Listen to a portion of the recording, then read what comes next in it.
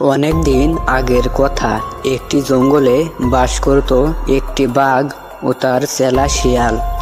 বাঘ যা বলতো শিয়াল সেটি অক্ষরে অক্ষরে পালন করত। শিয়াল ও বাঘ এই জঙ্গলেই বাস করে। শিয়াল প্রতিদিন শিকার করে আনে আর বাঘ সেটি বসে বসে খায়।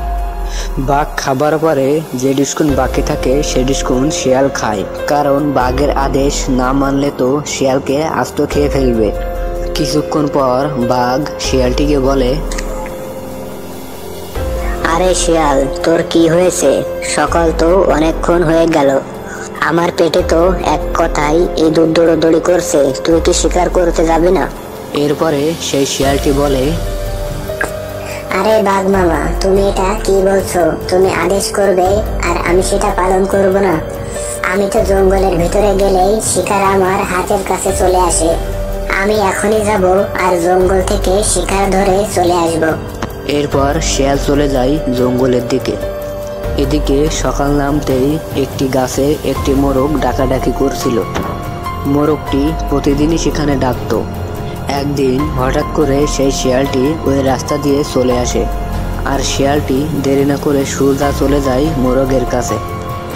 আর সেখানে গিয়ে মোরগকে বলে, আরে মোরগ, তুমি এত সুন্দর করে গান গাইছো, আমি তোমার গানের সুরে এখানে চলে আসো। তুমি একটু নিচে আসো, তোমার সাথে কথা আছে। চালাক শিয়ালের কথা শুনে মোরগটি গাছের নিচেই চলে আসলো। আর গাছ থেকে নামতেই শিয়াল মোরগকে শিকার করে ফেলল, আর সেটি নিয়ে চলল বাঘের কাছে।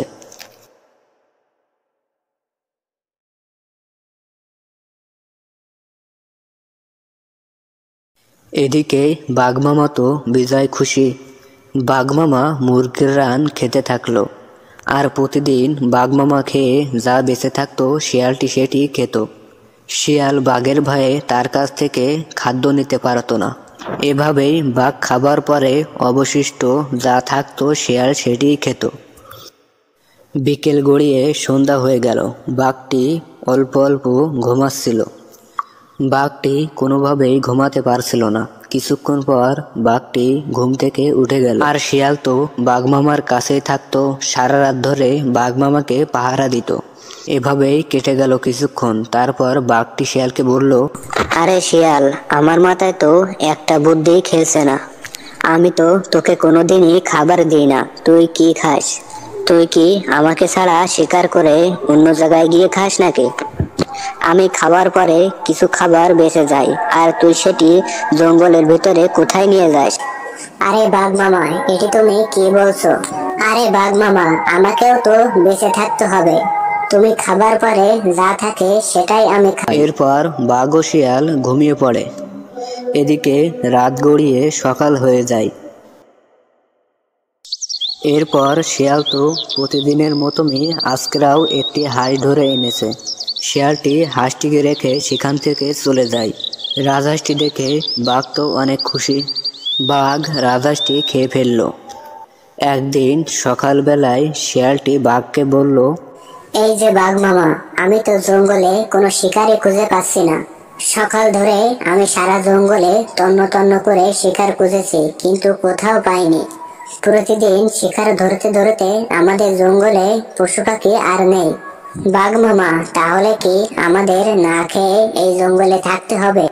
এই কথা শুনে বাঘটি শিয়ালকে বলল, আরে বোকা শিয়াল, এটা তুই কি বলছিস? এই জঙ্গলে শিকার থাকবে না, এটি কোনো কথা হলো নাকি? তুই তো ছোট একটি প্রাণী, তুই বড় শিকার কি করে ধরবি? আমি কাল থেকে তোর সাথে শিকারে বের হব, আর বড় বড় প্রাণী শিকার করব। দেখি জঙ্গলে শিকার আছে কিনা। পরের দিন থেকে বাঘ ও শিয়াল জঙ্গলে বের হলো শিকারের সন্ধানে। এদিকে একটি হরিণের অনেক পানির পিপাসা লাগে, আর সে পানি খেতে একটি নলকূপের পাশে আসে। কিন্তু হঠাৎ করে বাঘ ও শিয়াল ওই রাস্তা দিয়েই যাচ্ছিল, আর হরিণটাকে দেখে ফেলল। বাঘ ও শিয়াল হরিণটাকে প্রায় আধমারা করে ফেলেছিল। হরিণটি আর কোথাও যেতে পারল না। বন্ধুরা, এর পরের পার্টটি দেখার জন্য আমাদের চ্যানেলটি একটি লাইক ও সাবস্ক্রাইব করে পাশে থাকুন।